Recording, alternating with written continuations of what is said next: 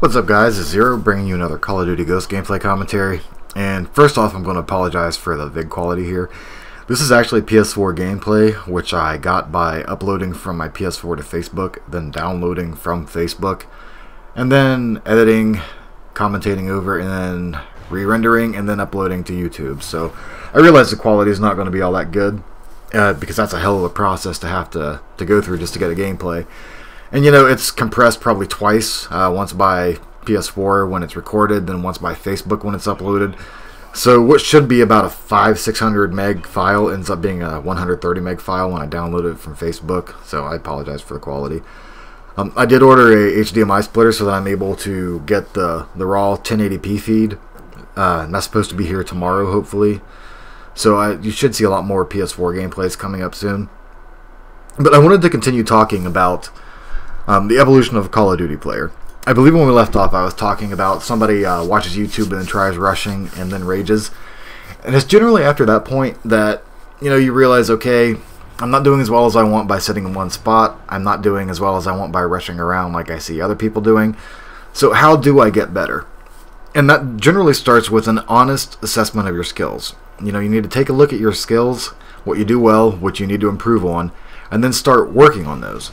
Like, for me personally, I had a huge problem, and you can go back and look at my videos. One of my subscribers even told me several times, man, you're never going to get that nuked out medallion if you keep reloading after every kill.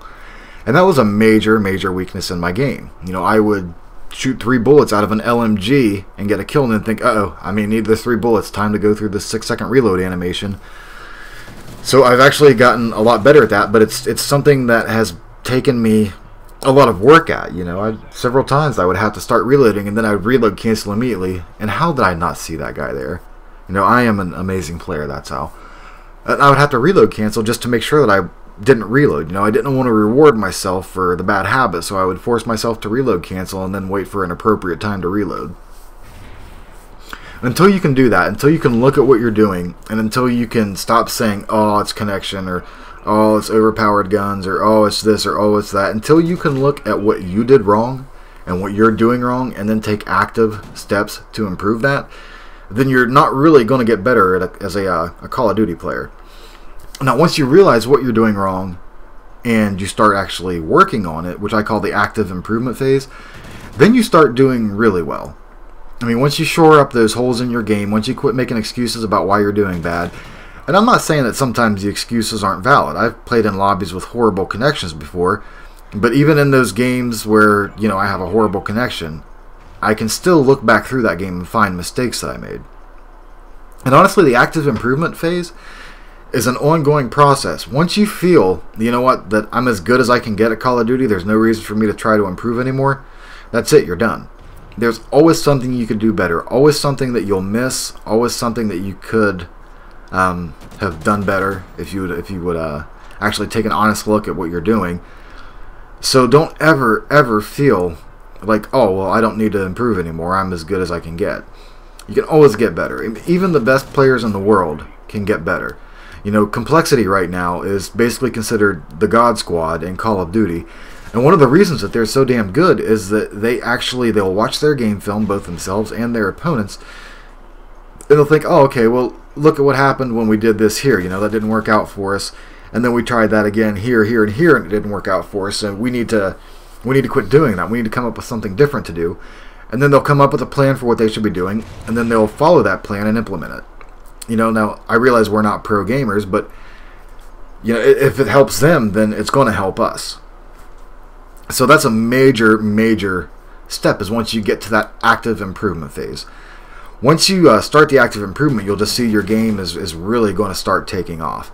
You know, I've seen people with, we have a buddy that we know in real life, who I have a friend in real life, Adam, who's a hell of a Call of Duty player. You know, he got me into Call of Duty. I tried to emulate him when I started learning how to play.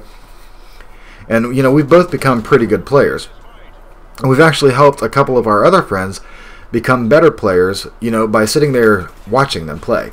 And then they'll be like, oh, that's bullshit, I should have had that kill. And then we're like, no, dude, actually, you shouldn't have. You were missing him.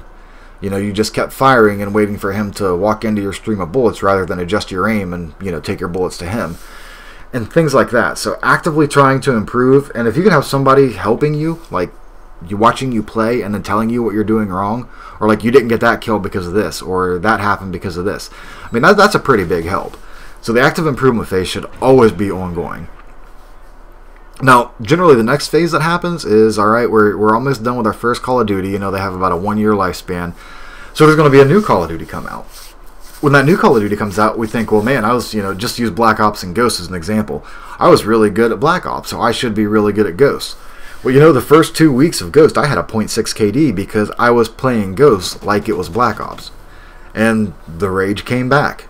It was anger. It was, oh, this is bullshit. I was doing so well in Black Ops 2. I know how to play this game. I know how to play Call of Duty. I've been playing it since Black Ops 1. This game just sucks. And then the rage came back, and then I had to go back to the honest assessment of skills, and then look at what works for Ghost and what doesn't work, and then adapt from there.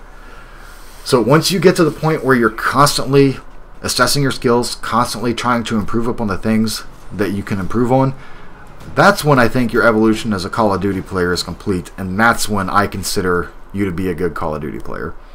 Well, let me know if you agree or disagree with this, guys, and until next time, this is Zero saying, I'll catch you on the flip side.